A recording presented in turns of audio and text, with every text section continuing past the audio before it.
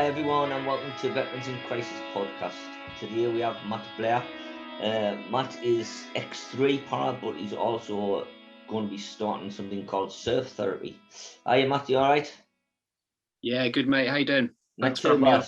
Not too bad. I asked you to come on because you contacted us last week with regards of doing a pilot project with your surf therapy.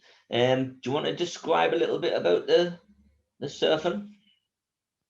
Yeah, sure. So basically, I took on surfing sort of a couple of years ago now, and I've just sort of massively benefited from it, sort of physically and mentally. Sort of having left the army, sort of you need something else to focus on. It's been a really positive thing that I've been able to do. So what I did then, sort of about a week or a few weeks ago now, so I reached out to Nick Jones at South Shields Surf School, which is where I first picked it up. And I said, I've sort of been thinking sort of the last little while now, how much I've benefited from surfing and how I'd like to, help out veterans in the area and stuff and get something going for him. And he jumped on it. So yeah, sort of really excited to sort of get it kicked off, which is why I've sort of been reaching out now to local organisations like yourself. Yeah, well, hopefully people will watch this and get in touch. We'll put like some contact details and stuff like that on here as well, so people can get in contact with you. I mean, as soon as I got your email, I think I emailed you back in 5 minutes.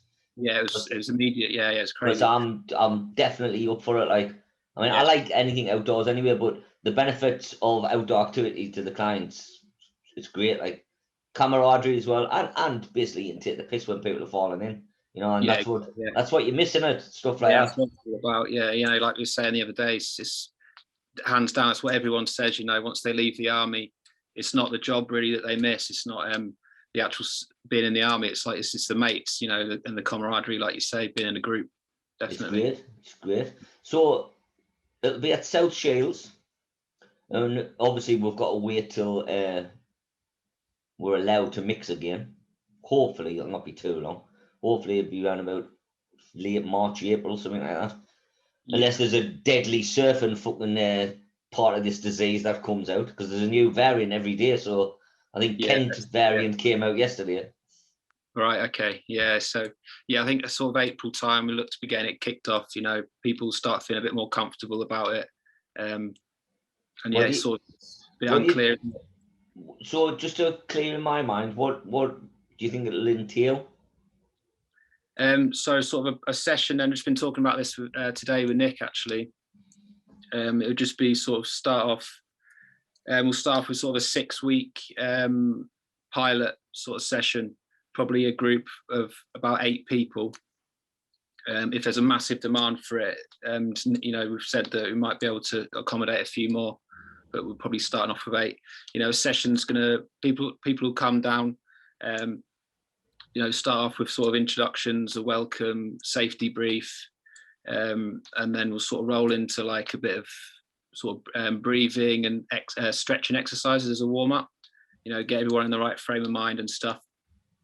And then basically hit the water for a normal standard sort of surf lesson run by Nick, South Shields Surf School, and his instructors. Just everyone have a laugh, just enjoy it, get their heads around what it is, and sort of try and reach the goals that we've set at the beginning, of everyone hopefully feeling a lot more relaxed and calm at the end of it. And then so after a session, then we'll get around sort of campfire at the end, have a brew, have a chat, something to eat maybe, and just sort of have a talk about how we think it's gone. So that pilot's really about recording the results, for seeing if it's worthwhile, that people are enjoying it, and if we're going to do it any longer than that. It sounds like a really good thing. I'm really looking forward to it. I'm glad you chose us to do the pilot, to be quite honest. Do you want to chat a little bit about your time in service? Why you're not from around here, right? You don't, your accent doesn't sound. No, that's it. So I grew up in Milton Keynes, which is about the furthest you can get away from the sea. Do you support Milton Keynes? Because we beat them 3-0 last night. All right, decent. I don't follow the footy, but I'm glad. Well done. we're actually playing them again on Saturday. We beat them in the cup last night, All right. and we're playing them again on Saturday, so we'll probably get beat. I saw you born in Milton Keynes. Yeah, born there, grew up, sort of early 20s, sort of not really going anywhere, you know. Got sacked from my job at IKEA, and I was like, right, I need a drastic change of direction here. Took myself down the Army Careers Office, and that's like the rest is history, really. Did 9 years in 3 para, and I won't lie and say I loved every minute of it, but it definitely, on the whole, really enjoyed it, you know, and sort of made me who I am today. So I owe it quite a lot, really, you know. Can we rewind a little bit to why you got sacked from IKEA? I won't go into too much detail, but you didn't pinch Pete at the fucking CD case, did you? No, it's a bit of alcohol and a Christmas party involved, but yeah, we'll leave that way. Alcohol and Christmas parties. It must be good because you went really red. I'll wait. We're sitting around that campfire to find out that story. Yeah, I'll tell you. Don't worry. So how old were you when you joined the Paras then? 21. 21, and then how did you find your training? It was horrendous, to be honest. Yeah, it does exactly what it's supposed to do, doesn't it? Just, you know, an absolute shock to the system and to prepare you for what your career is going to be. So yeah, it's a bit of a shock to my system. I always get this name wrong, but in P company, when you run along the top thing, is it Trinasium? The Trainasium, yeah. So how did you find that? Because I did it on a smaller scale. So when I went to Aldershot, I think it was, but not the P company one. And I've always wanted to try that. Like, what was that like? Yeah, it was all right. Well, I obviously got around it. To be honest, it's straight after the 10 miler, so I probably didn't know what was going on there. So P company 10 miler is pretty hardcore, but I've had a few paras on here, like, and they all say that it's really difficult. Like, yeah, I watched when I was a kid. There was a program about the paras on. It'd been in the early 80s, and it looked really difficult. Like, so you got through training, managed to survive that. You haven't been sacked for any Christmas party shenanigans in the army. No, I think, it's encouraged in the paras, isn't it, or in the army? Exactly. That's why you chose that career, isn't it? Yeah, exactly. So where was your first posting? So like pretty much, so I passed out and then went straight on to me jumps. I was quite lucky at that point because 3 para were going straight out on Herrick 8. So I was quite lucky to get me wings because a load of lads that went to 2 para, they didn't get their wings for even, so they were deployed on tour and didn't get them until they came back. So yeah, and then sort of joined 3 para about a month into their Herrick 8 tour, which was, you know, sort of, I don't know if you've heard, sort of, you know, 2006, they had on Herrick 4, they had it pretty hard, a lot of scrapping. So it was, I was going into sort of these sort of grizzled sort of war vets, you know, as a complete crow bag, which was quite daunting, to be honest. But sort of managed to hold my own, and it was great to work alongside those guys, and sort of became one of them. Really, it's fantastic. Really fond memories of that. And then where were you posted after Herrick? Back to Colchester after that, and that was where I was for like the next sort of 9 years of my career. Is it? So you stayed there for 9 years, right? Obviously, you got posted other places though. So after Herrick 8, we had about 18 months back in Colchester in the UK, and then fired back out on Herrick 13. You know, some overseas exercises and bits and bobs in between. But yeah, that was the next tour, and then after that, it was just sort of we were pulling out after that, and that was it really. Which just things just sort of petered out. So. Yeah. I ask this to everyone. What sort of like your standout memory of either of a place or something that happened, whether it's funny, whether it's military based, and what is either the worst place you went or the worst experience you had?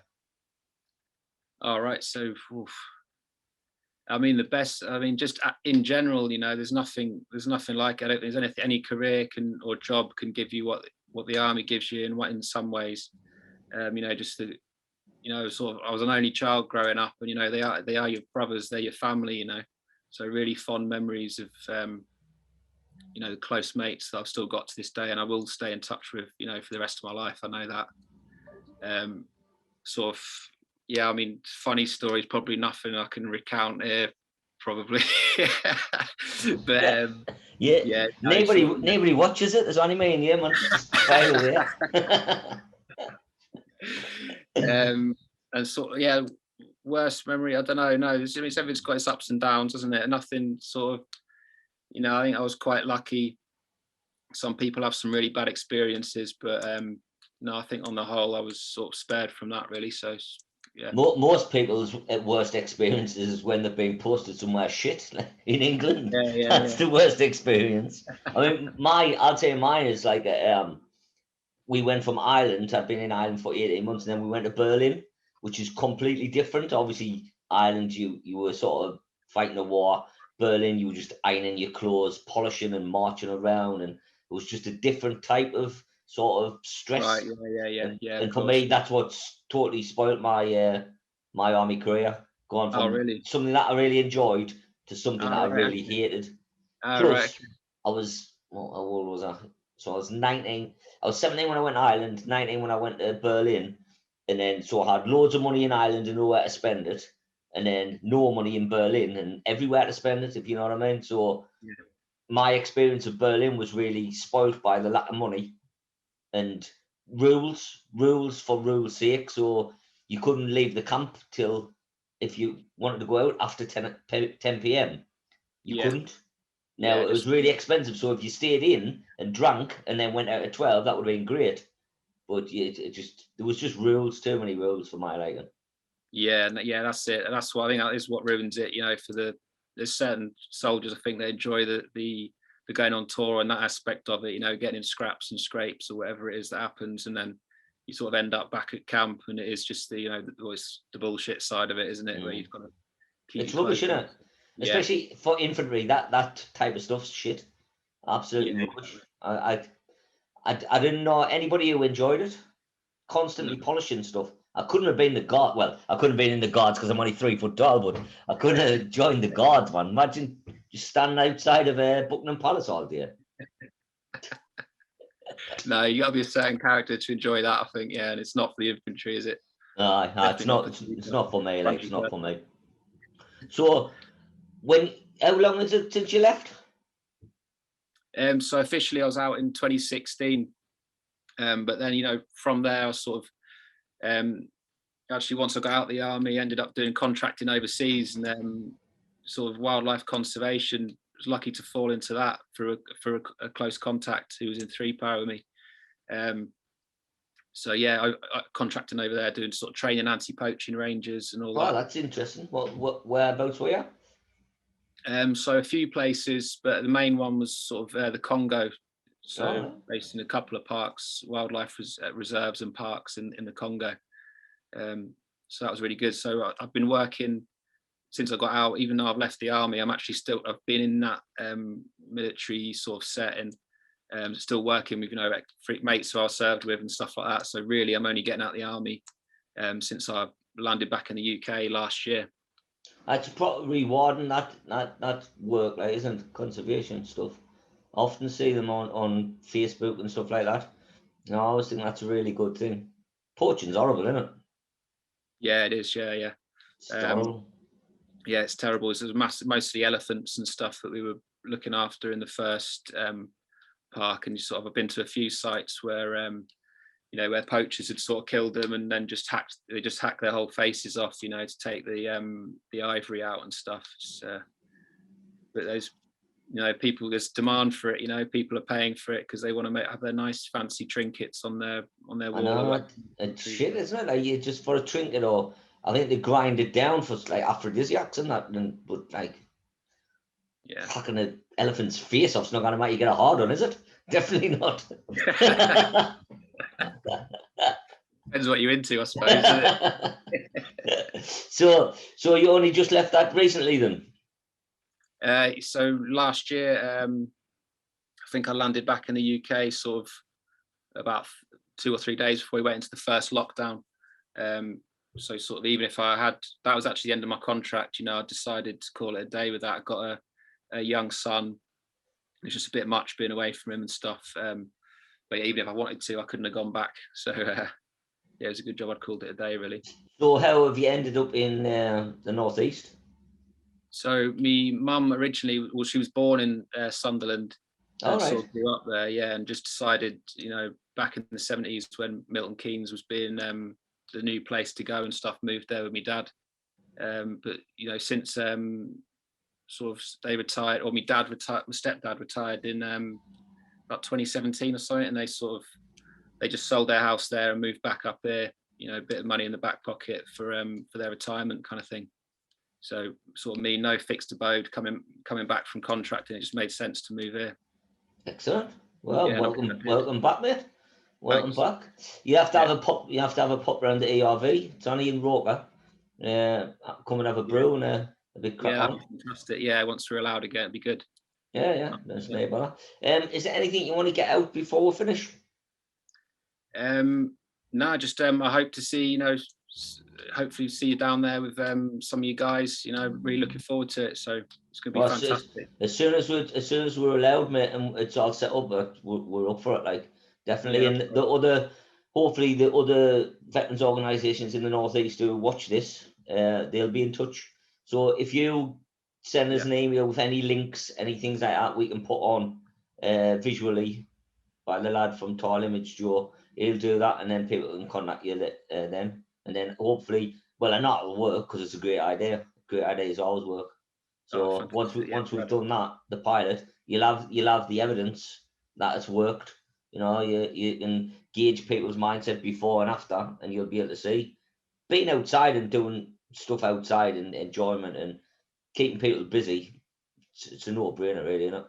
Yeah, 100%. Yeah, and in the meantime, you know, it's not just for you know, people who are suffering sort of mentally and stuff. It's anyone. I encourage anyone to get down to the surf school and take part. You know, get the family down and get the kids into it. It's just a great, as you say, a great way to spend your time. So, well, we're also thinking about doing it for veterans' families as well, aren't we? Yeah, definitely down the line, it'd be great to get the families involved. Yeah, so get the kids into it. You know, make it a family thing. It'd be perfect. Excellent, mate. Excellent. Well, thank you very much for coming on. Hope it wasn't too painful because I know you were a bit nervous. Thanks for having me, mate. Really, All really right. do appreciate it. Stay in touch, right? Yeah, will do. Thanks Cheers, man. Bye. Bye bye now.